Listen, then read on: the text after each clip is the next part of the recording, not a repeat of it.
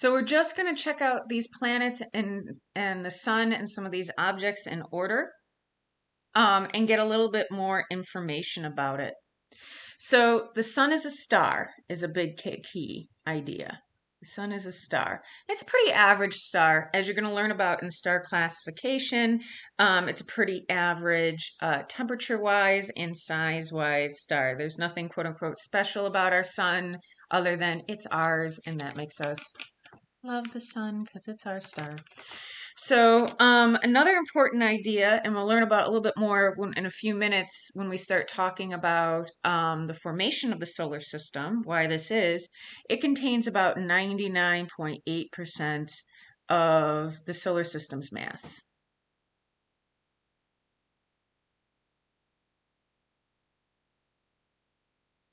So in the battle of gravity across our solar system, the sun is a winner. And it's almost completely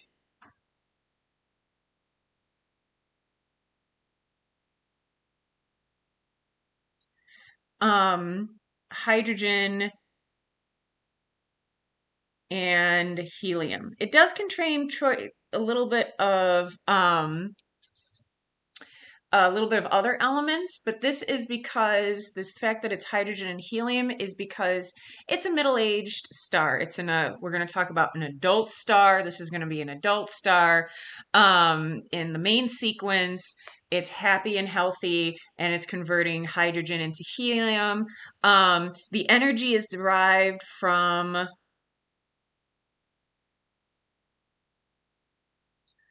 a process known as nuclear fusion.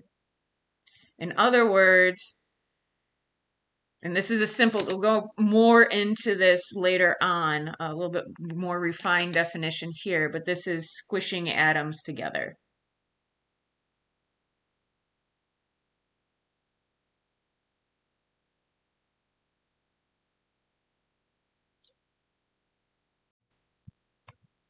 Now, Mercury is the next planet out. Mercury is a terrestrial planet, as we talked about before.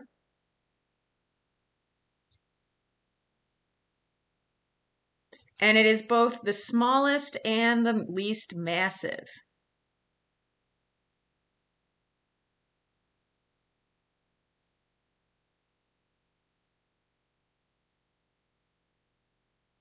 So it's basically got about 5% the mass of Earth.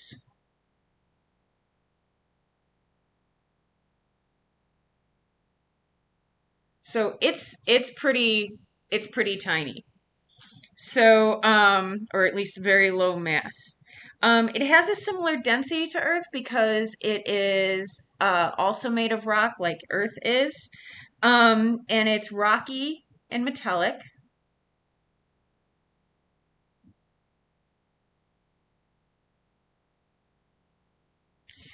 And it has no atmosphere. And because it has no atmosphere,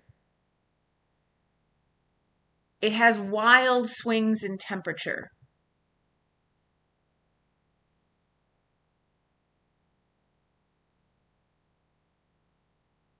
Now, it's also very hot because it's very close to the sun.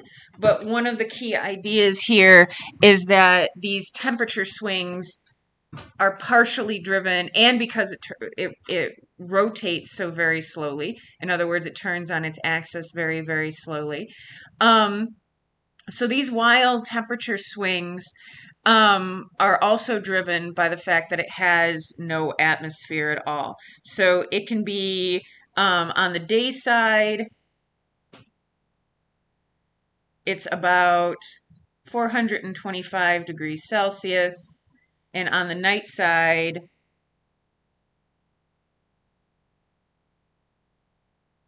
it's about negative 150 degrees Celsius. And Mercury has no moons. Now, Venus is also a terrestrial planet.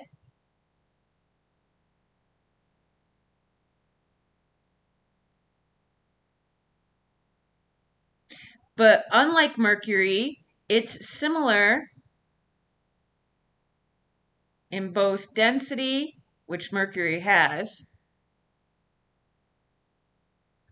and mass, which Mercury definitely doesn't have, to Earth. So it's about 80%, 82% the mass of Earth.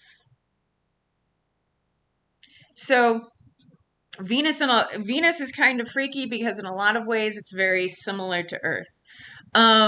One way we hope that Earth is never similar to Venus is it has a massive and intense greenhouse effect due to its thick atmosphere of carbon dioxide.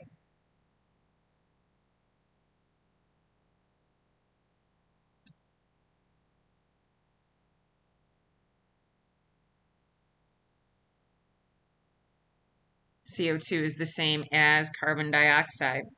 And because of that extreme greenhouse effect, just like we were saying that Mercury has these huge, one of the reasons Mercury has these wild temperature swings is because it has no atmosphere. It has a very stable atmosphere, both day and night.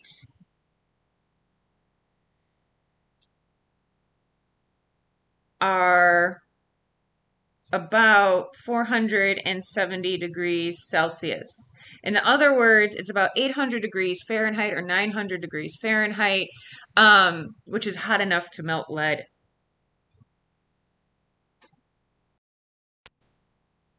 Now, Earth, I love Earth. In fact, I spend most of my days talking about Earth because I am the geology professor. Um, but Earth, this is our home. And it's also a terrestrial planet.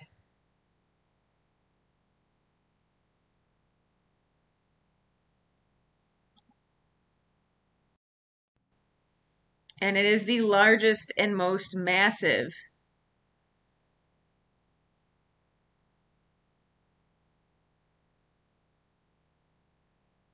terrestrial planet.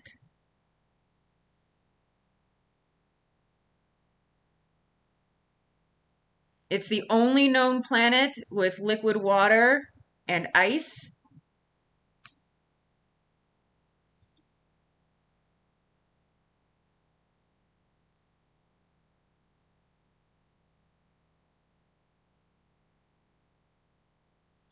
And it's unique in that it has, not that it has a moon, because other terrestrial planets have actually, Mars has two moons, but relative to the size of Earth and relative to the mass of Earth, um, it has a very large and massive moon.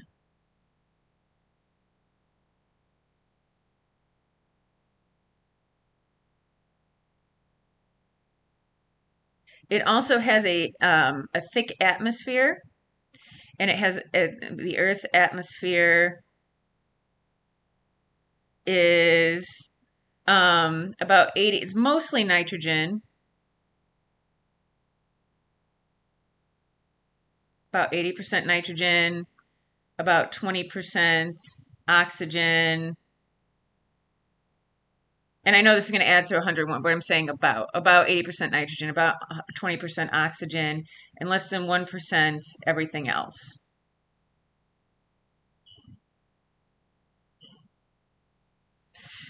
Um, so, which brings us to, so it's the only planet with liquid water and ice and life that we know of.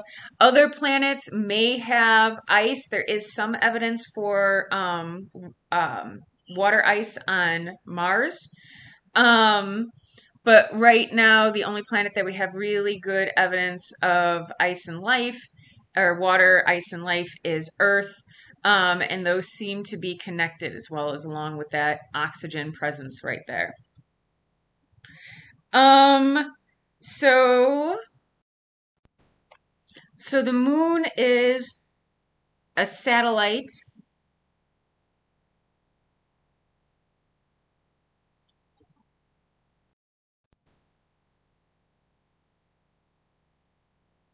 of Earth. Remember, satellite does not necessarily mean man-made satellite, and it's not a planet.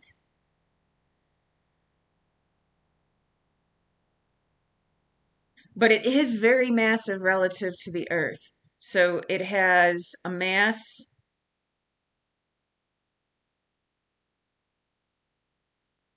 about 1.5% of Earth's. In other words, it's about one fourth, or not one half, one fourth the mass of Mercury. So that's a big moon for a terrestrial planet, a really big moon. However, it has a relatively low density because it only has a tiny metallic core.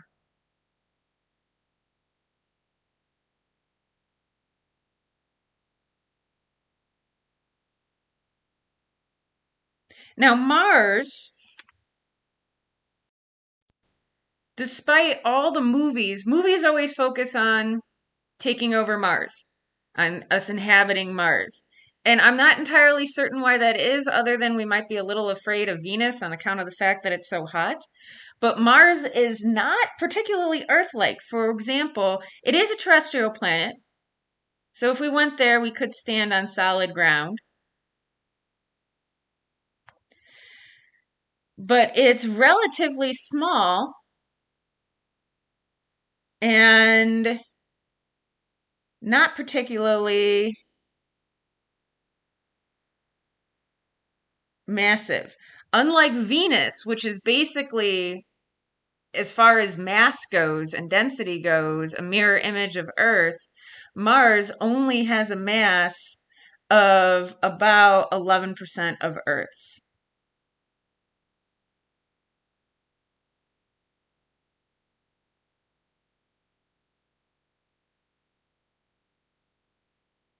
And the average density is low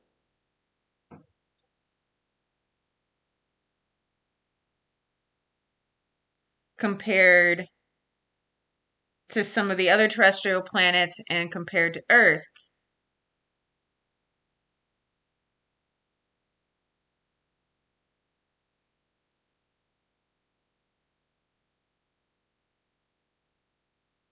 And it has a very thin atmosphere, a slight atmosphere.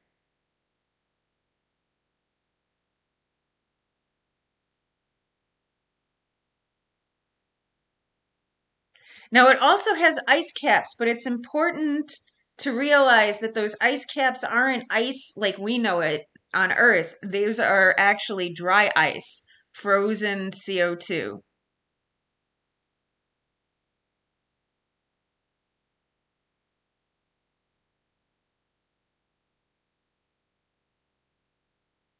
So if you've ever seen anyone do cool things with dry ice, that's what Martian atmosphere looks like. What Martian like ice caps and whatnot look like. So the asteroid belt is between Mars and Jupiter. Whoops. Didn't mean to put an M. Between Mars and Jupiter. And I know in science fiction movies, they always have you know, like, let's go through the asteroid belt. And they're like, boom, boom, we've got to dodge these asteroids. So it's this huge area and it contains less mass than the moon. Really?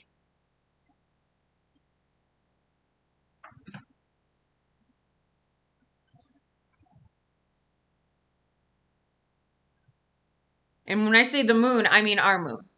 So we're talking about a mass that is really, really, really tiny, um, relative to the mass of um the mass of the moon or the mass of a planet. And some people used to think that maybe it was a failed planet, but there's not nearly enough material there to make up an entire planet.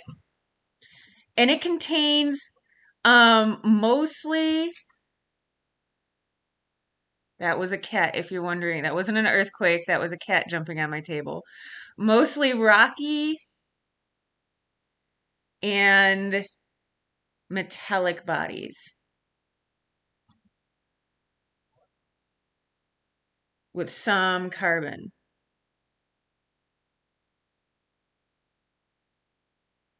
Now, also in the asteroid belt is Ceres. Ceres is, first, it's a dwarf planet.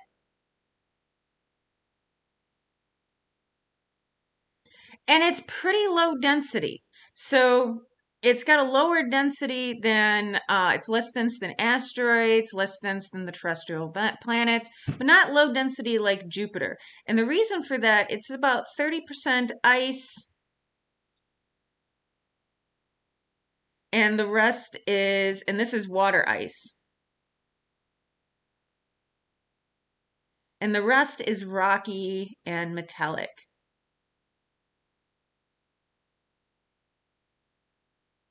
So it's got this low density outside, okay, that's basically a coating of ice.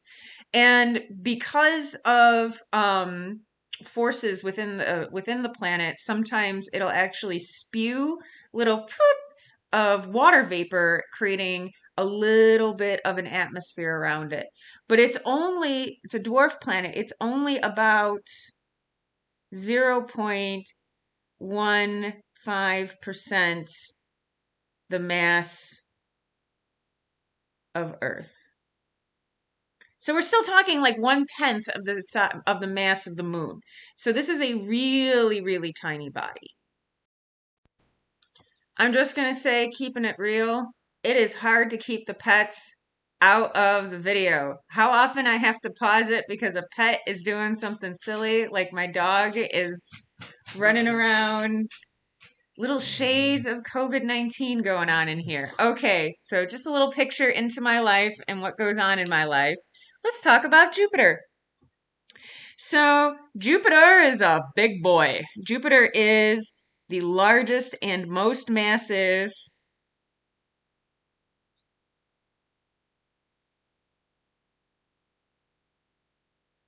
planet, and it is Jovian. In fact, it's where the name Jovian came from. So, Jupiter is the name of the leader of the gods. And just like you can say Jove, Jove is another name for Jupiter. So Jovian has a linguistic root in Jupiter. So it is the largest and most massive planet. It's about 318 Earth masses.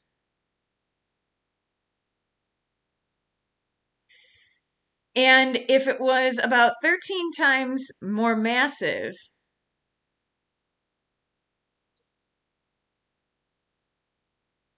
it would become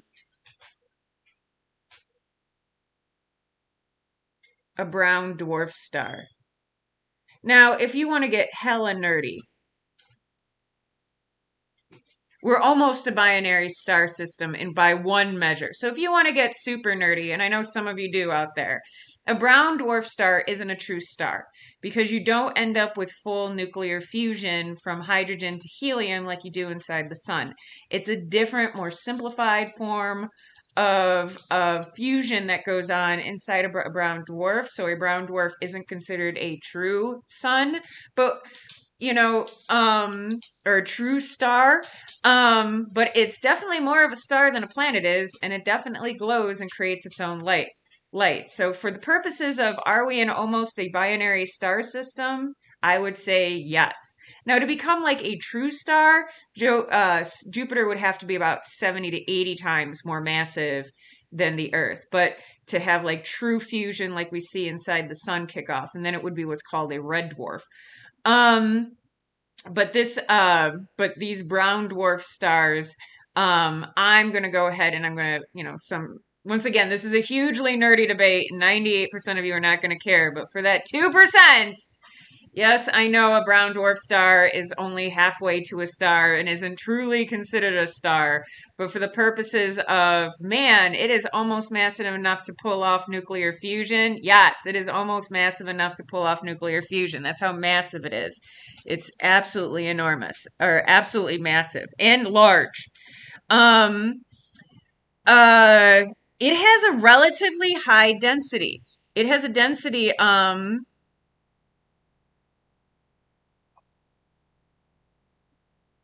little higher than water.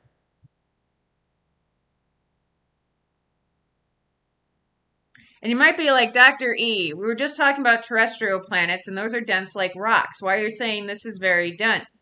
Because it's largely hydrogen and helium, and those are gases, right? We don't expect hydrogen and helium to be that dense, but when we get a little bit into the Jovian planets, we're going to focus on Jupiter as a model. And some cool things because of how dense, how massive it is, go on the inside of Jupiter, including the formation of what's called metallic hydrogen. My dog is just walking back and forth, waiting to bark at something. Chill out, Seffi. So Saturn is basically Jupiter's little brother. It is a Jovian planet. And it's about 95 Earth masses. So it's about 95 times the mass of Earth. And if you're looking in the book and you're like, what is that symbol they keep using? Oh. So Saturn is about 95 Earth masses, and you keep on seeing this symbol, M Earth. Well, what that means, that M right there, that is this symbol they keep using, is the mass of Earth. Okay, so when you see that symbol, that's what it means. If it says M Sun, then that means mass of the sun. Okay, so this is about 95 Earth masses. And much like Jupiter, it is mostly hydrogen and helium.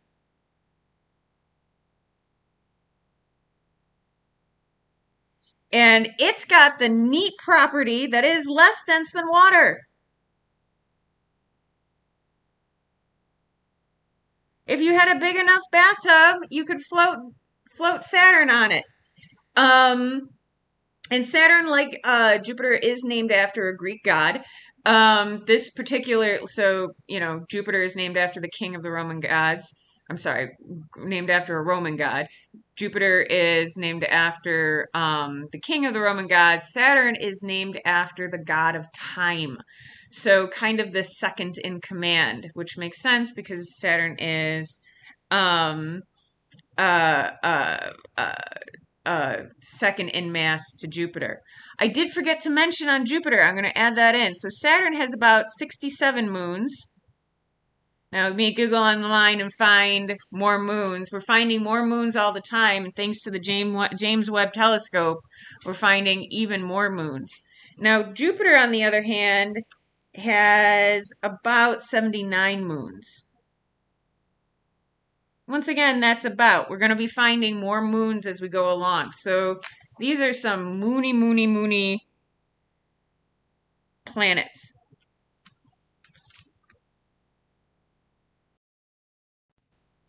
So Uranus, get ready for the jokes, is also Jovian. And it has, it's about 15 Earth masses. And it also is made of hydrogen and helium, and what your book calls hydrogen compounds. But for the rest of us, we would call that things like water and ammonia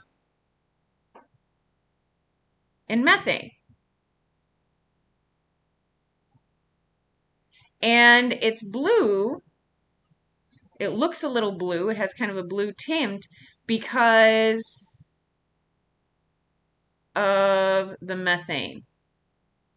He, he. So Uranus has a lot of methane. For those of you who understand where farts come from, that is in fact a bit of a fart joke, but it's also true because Uranus does have a lot of methane. Fun fact to trot out at your next dinner party. Now, just like the other Jovian planets, because they are so massive, Uranus and Neptune both have a tendency to have a lot of moons. Uranus currently stands at about 27 moons. Once again, that little symbol there, that means about. I'll actually write that down for folks who are not privy for all my little symbols. This means about or approximately 27 moons. And I keep on saying approximately, even though your book gives hard numbers, because like I said, we keep finding moons all the time as our telescopes get better and we start watching them longer. So I wouldn't be surprised if a new news report comes out and, oh, we found another moon on Uranus. Neptune. Neptune is our last planet and our Jovian. It's the furthest from the sun.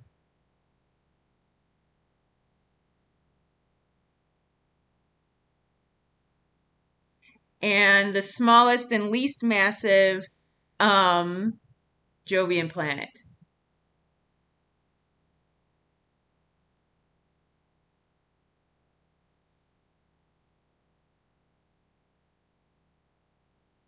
And it is very similar to Uranus.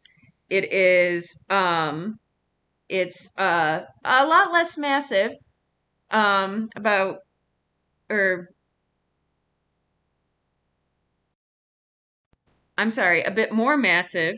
It has about it is about 17 Earth masses.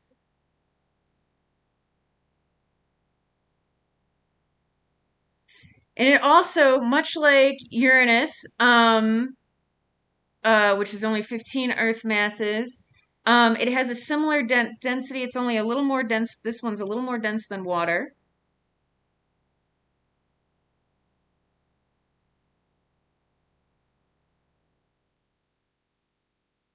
Uranus, and so is Neptune, is a little more dense than water.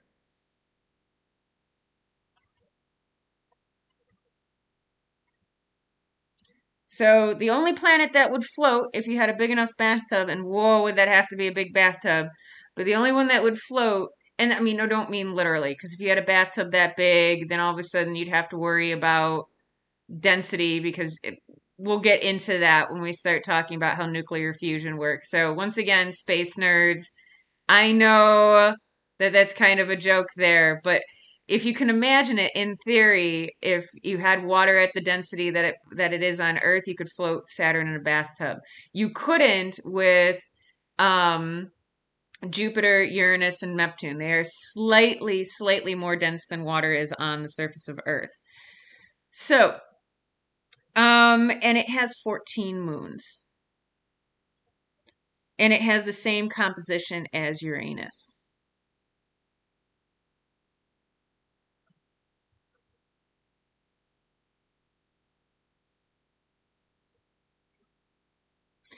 And because of that, it is also blue. So it shows up as blue on images. So let's talk a little bit more about the Kuiper Belt. So this is poorly organized because we're going to actually group these all together.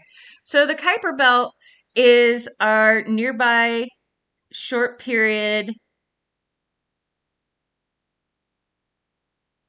comet belt.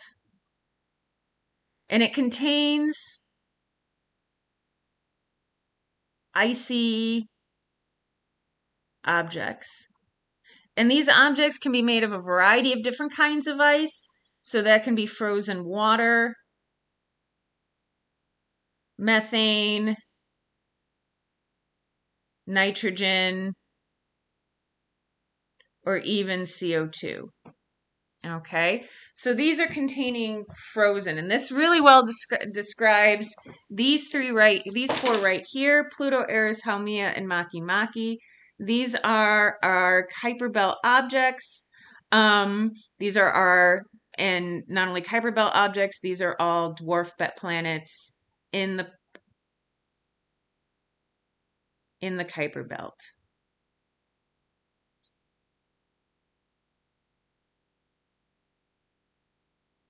Now, we only really know a whole lot about Pluto and Eris. Haumea and Makemake are much further out, and we don't have as much information about those.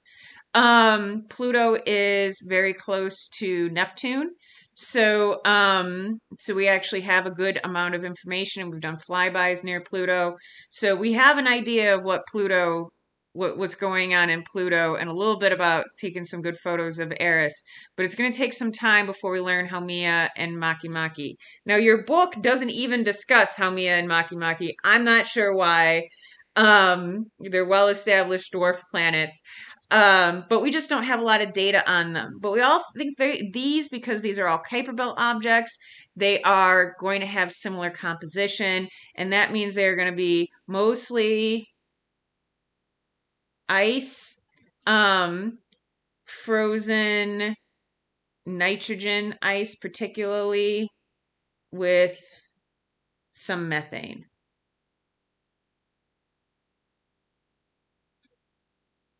And I hope you've enjoyed this short introduction, relatively short introduction to the planets.